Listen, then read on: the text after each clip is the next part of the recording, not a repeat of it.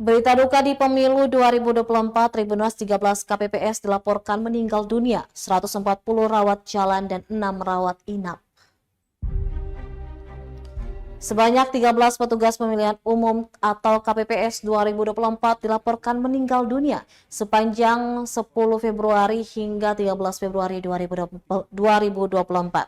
Laporan tersebut diterima Kementerian Kesehatan Republik Indonesia. Kepala Biro Komunikasi dan Pelayanan Publik Kementerian Kesehatan Republik Indonesia, Dr. Siti Nadia Tarmizi, mengatakan dari data yang diterima sebanyak 140 orang lakukan rawat jalan, 6 orang melakukan rawat inap, dan ada 13 orang yang meninggal dunia. Beberapa daerah yang melaporkan ada KPPS yang meninggal diantaranya Tangerang, Jakarta, Magetan, Wonosobo, serta Brebes. Lebih lanjut dikatakannya, petugas KPPS banyak yang mengalami keluhan sakit.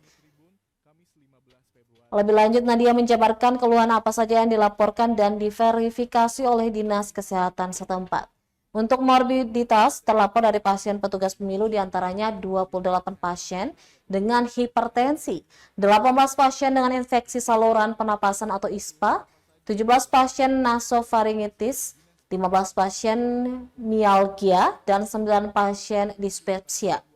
Nadia mengatakan sekitar 15% dari petugas KPPS memang berusia di atas 55 tahun. Padahal salah satu syarat menjadi petugas KPPS yakni usia maksimal 55 tahun. Kementerian Kesehatan Republik Indonesia sebenarnya juga sudah melakukan imbauan gaya hidup sehat kepada KPPS. Direktur Kesehatan Usia Produktif dan Lanjut Usia Kementerian Kesehatan Dr. Nida Rohmawati mengatakan petugas KPPS wajib membatasi konsumsi kafein, minuman manis, dan alkohol. Tubuh yang metabolismenya sudah lelah ditambah minuman berenergi malah memaksa tubuh untuk bekerja terlalu keras di luar tugasnya. Tips sehat lain menjaga kesehatan bagi anggota KPPS cukup dengan menerapkan 4C, yakni cukup tidur, cukup minum, cukup makan, dan cukup olahraga. Sedangkan C yang ketiga, cukup makan, jangan hanya makan snack tapi lupa makan.